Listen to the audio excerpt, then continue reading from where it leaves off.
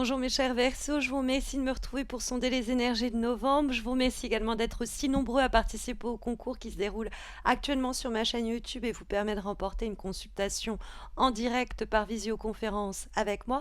Il est d'ailleurs encore temps de participer, alors n'hésitez pas à vous abonner à ma chaîne YouTube pour être éventuellement tiré au sort et remporter votre séance privée en direct avec moi. Vous trouverez d'ailleurs sur ma page d'accueil YouTube une vidéo qui vous explique les modalités du concours qui se termine le 31. Et puis sinon, retrouvez-moi sur Facebook et Instagram où je vous offre comme chaque mois un tirage en croix personnalisé. D'ailleurs, à ce propos, une information importante. J'ai récemment lancé une guidance quotidienne sur mes pages Facebook et Instagram. C'est un rendez-vous matinal qui me permet d'être un petit peu plus près de vous chaque jour et donc une raison de plus de se retrouver sur Instagram ou Facebook.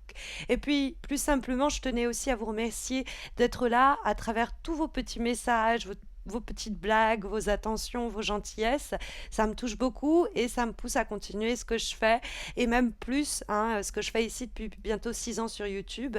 Et du coup, n'hésitez vraiment pas à me laisser un commentaire ou à plus simplement liker si vous n'êtes pas du genre à prendre la parole en public. Mais ça fait du bien de vous lire. Sachez-le que ça me réchauffe le cœur et ça fait du bien de savoir que ce que je fais a un écho. Bref, recentrons-nous autour de ce mois de novembre avec une déco pour l'occasion propre à la période automnale et celle de la Toussaint, d'Halloween, de sa main en fonction des goûts de chacun.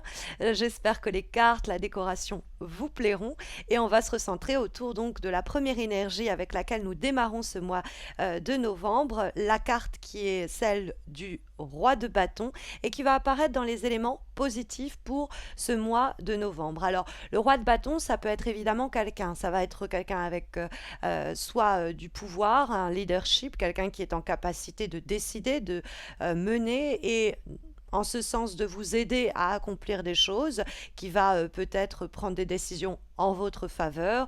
Le roi de bâton va être un allié ce mois de novembre. Ça peut être un signe de feu, lion, bélier, sagittaire, quelqu'un qui rentre dans votre vie et pas par la petite porte, hein, qui fait tout un vacarme en arrivant.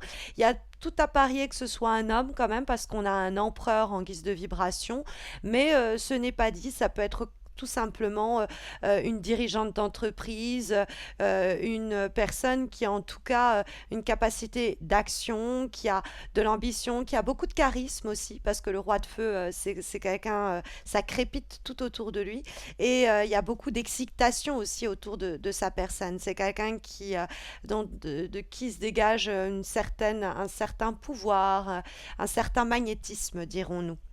Et donc ce roi de bâton, ça peut être donc l'arrivée de ce signe dans votre quotidien au mois de novembre et dans ce cas-là, il va vous faire vibrer.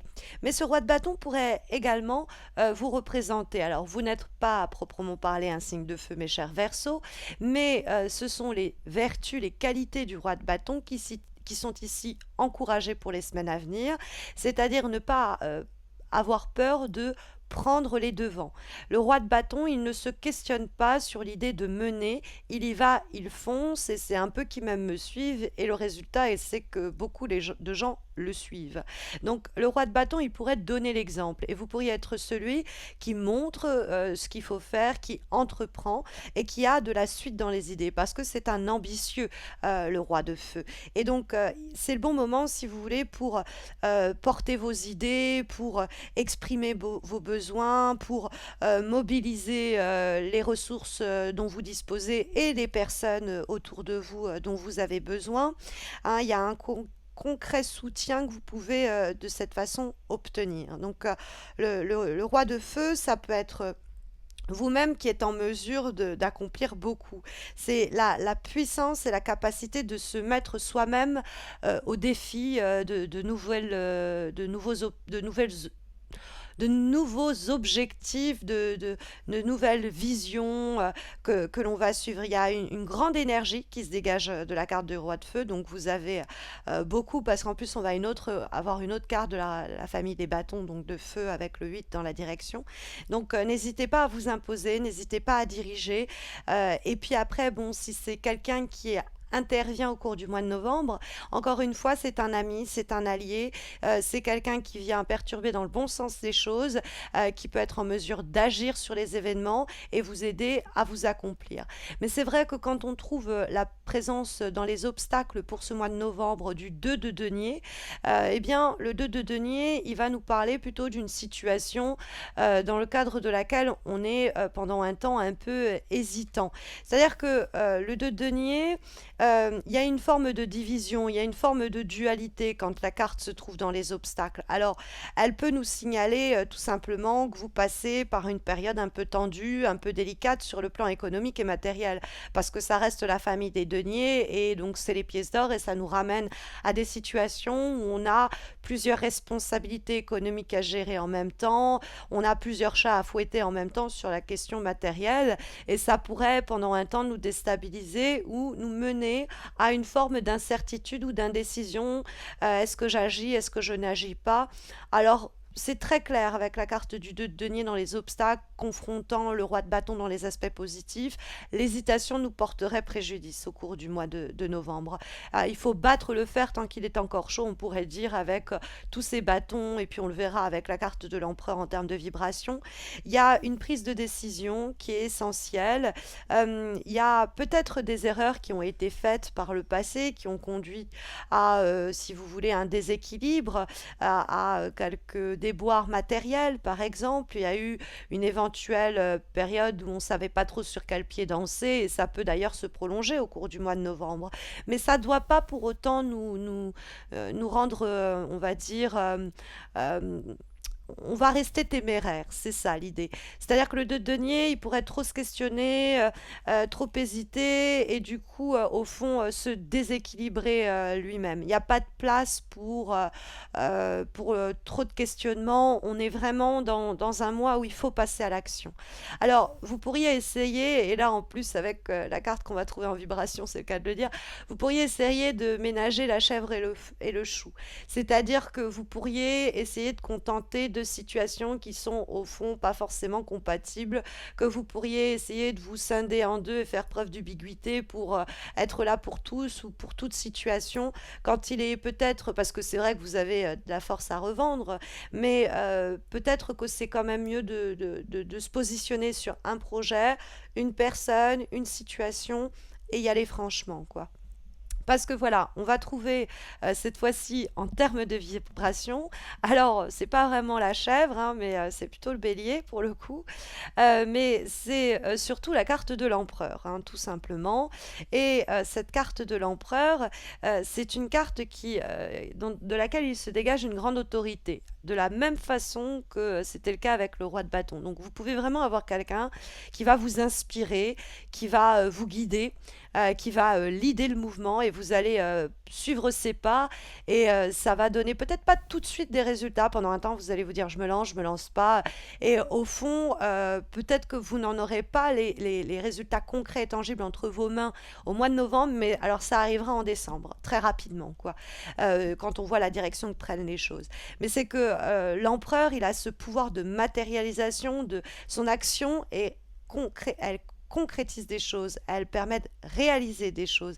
C'est vraiment l'idée de construire et de poser des bases et d'établir et à partir desquelles on va sécuriser une situation. Mais pour cela, ben, on n'hésite pas à s'affirmer dans un cadre social, dans un cadre productif, dans un cadre constructif. On va peut-être pas taper du poing sur la table, mais on va pas hésiter à avoir de l'ambition. On va pas hésiter à s'affirmer et à réclamer ce que l'on veut ou aller chercher et à créer ce que l'on désire. Et sinon, on peut avoir ce signe de feu, ou en tout cas éventuellement cet homme, hein, parce qu'on a un roi de bâton, un empereur, ça fait quand même beaucoup de signes masculins qui pourraient nous dire qu'il y a un homme dont l'autorité a été reconnue, par exemple, dans le cadre professionnel, et qui va vous aider à vous établir, et qui va vous aider peut-être à atteindre de nouveaux objectifs, à construire quelque chose. C'est peut-être le moment où vous décidez de vous mettre à votre compte, et il y a plein d'actions qui sont engagées dans ce sens-là, et puis bon, vous démarrez peut-être votre structure en décembre ou en janvier. Ça peut être aussi un homme qui surgit dans votre vie comme ça, avec qui vous êtes un peu hésitant ou hésitante, mais il se dégage de lui quelque chose de tellement mature, de tellement stable, il nous semble être tellement responsable qu'on a envie de tenter l'aventure. Parce qu'il y a quelque chose qui est en train de fructifier quand on voit eh bien, la direction que prennent les choses pour ce mois de novembre. Nous avons en effet, mes chers Verseaux, la carte du 8 de bâton. Et cette carte du 8 de bâton, ça nous signifie que euh, il y a une grande communication, c'est une période intense où on a envoyé plein de courriers, on a passé plein d'appels, on a beaucoup échangé, on a vraiment, si vous voulez, même été frappé aux portes, on a remué, peut-être pas ciel et terre, mais beaucoup pour faire bouger les choses. Et c'est toujours cette idée de feu qu'on trouvait dans le roi de bâton, le 8 de bâton, c'est toujours cette idée-là d'une période intense qui doit stimuler, tonifier une situation pour la faire aboutir, pour la faire progresser. Alors, avec la carte du 8 de feu, on se sent peut-être prêt ou prête à s'élancer, mais il y a encore, si vous voulez, quelques délais, il faut encore prendre un petit peu sur soi, mais ça arrive, si vous voulez. C'est pour ça que je vous disais, ça arrive rapidement, peut-être que vous voudriez que ça aille plus vite, il y a ce souhait de culminer, si vous voulez, et les choses sont en train de se préparer. Si vous voulez, vous êtes dans, avec le 8 de feu, on est dans l'action, la situation est en train de se dérouler, et on attend de voir où ces bâtons vont retomber.